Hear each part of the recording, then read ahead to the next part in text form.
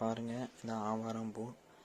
இன்றைக்கி ஆவாரம் பூ தான் பிடுங்கிறதுக்கு வந்திருக்கோம். எதுக்குன்னு பார்த்தீங்கன்னா, டீ போடுறதுக்கும் நம்ம கோழிகளுக்கு ஒரு கஷாயம் போடுவோம், அதில் சேர்க்கறதுக்கும், அப்புறம் பார்த்திங்கன்னா எண்ணெய் தயாரிப்போம் நம்ம ஹேர் ஆயில், அதில் சேர்க்குறதுக்காகவும் ஆவாரம் பூ பிடுங்கிறதுக்கு வந்திருக்கோம். பின்னாடி வர வீடியோவில் அது முழுசாக பார்க்கலாம். பார்த்திங்கன்னா பிடிங்கிட்டு வந்தாச்சு. இப்போ இது எல்லாத்தையும் தனியாக பூவை பிடுங்கி தனியாக எடுத்துக்கிடலாம். இந்த இலையை நம்ம தூர போகணுன்னு அவசியம் இல்லை. இந்த இலையை எடுத்து அரைச்சி நம்ம கை, மூஞ்சி, உடம்பு முழுக்க கூட தேய்ச்சிக்கலாம். ரொம்ப நல்லது. அந்த ஸ்கின் வந்து அப்படியே க்ளோவாகிற மாதிரி இருக்கும். இதை தேய்ச்சோம்னா அப்படியே கொஞ்சம் சுருக்கமாக இல்லாமல் கொஞ்சம் பளபளப்பு தன்மையாக இருக்கும். இந்த இலையை அரைச்சி தேய்ச்சோம்னா. இப்போ பூவை தனியாக பிடுங்கி எடுத்துக்கிடலாம். பாருங்கள்,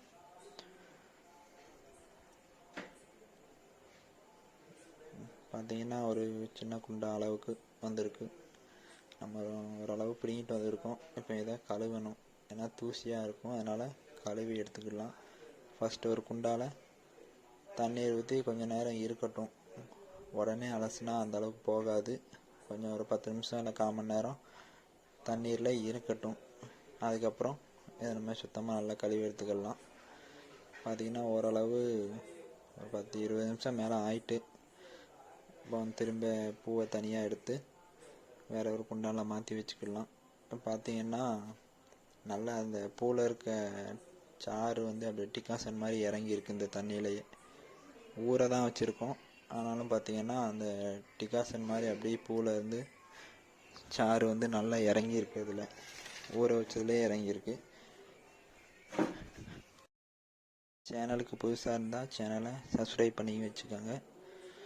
நிறைய வீடியோ, நம்ம இன்ட்ரெஸ்டிங்கான வீடியோ பார்க்க போகிறோம். சேனலை சப்ஸ்கிரைப் பண்ணி லைக் பண்ணி வச்சுக்கோங்க. பார்த்தீங்கன்னா அதில் இருக்க தூசியும் நல்லா கீழே தண்ணீரோடு சேர்ந்து வந்துட்டு உள்ளே பார்த்தாலே தெரியும் டிகாசன் இறங்கியிருக்கு. அதே மாதிரி தூசியும் உள்ள தண்ணி ஃபுல்லாக தூசியும் கிடக்கு. இப்போ இதுக்கடுத்து நம்ம திரும்ப தண்ணி தூர ஊற்றிட்டு பூவை நல்லா கொஞ்சம் அந்த தண்ணி வடிகிற வரைக்கும் காய வச்சு எடுக்க போகிறோம். இப்போ பாருங்கள், பின்னாடி வர வீடியோவில் என்னெல்லாம் செய்வோன்ட்டு. பார்த்திங்கன்னா ஒரு துணியில் எடுத்து பூவெல்லாம் நல்லா விரித்து விட்டுருவோம். எதுக்காகன்னு பார்த்திங்கன்னா, இப்போ இந்த டீ போட்டு குடிக்கிறதால சர்க்கரை நோய் வந்து நல்லா கண்ட்ரோல் ஆகும். பார்த்திங்கன்னா ஊர்லலாம் சும்மா அந்த பூவை எடுத்து அப்படியே வாயில் போட்டு மென்று முழுங்குவாங்க.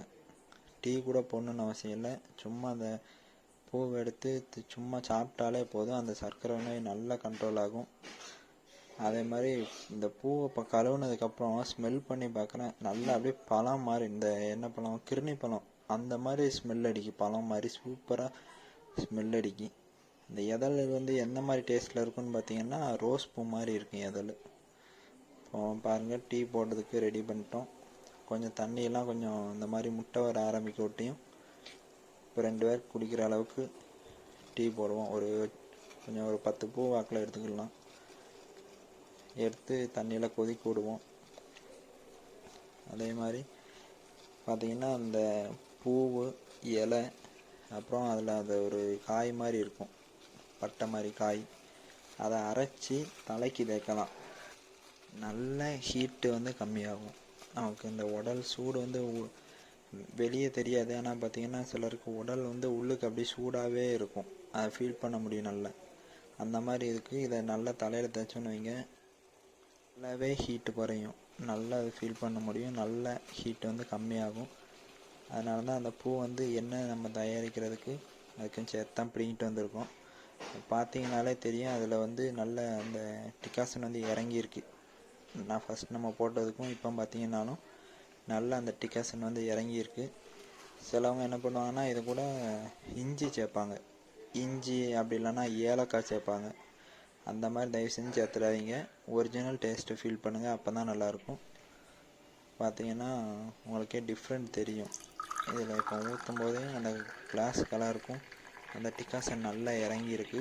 இது கூட வேணால் நாட்டு சர்க்கரை அப்படி இல்லைன்னா தேன், இது 2ல் ஏதாவது ஒன்று கலந்து சாப்பிட்லாம்.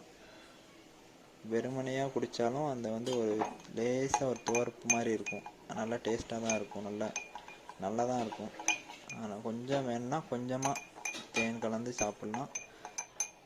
வீடியோ பிடிச்சிருந்தா சேனலை சப்ஸ்கிரைப் பண்ணி சப்போர்ட் பண்ணுங்கள். நன்றி, வணக்கம்.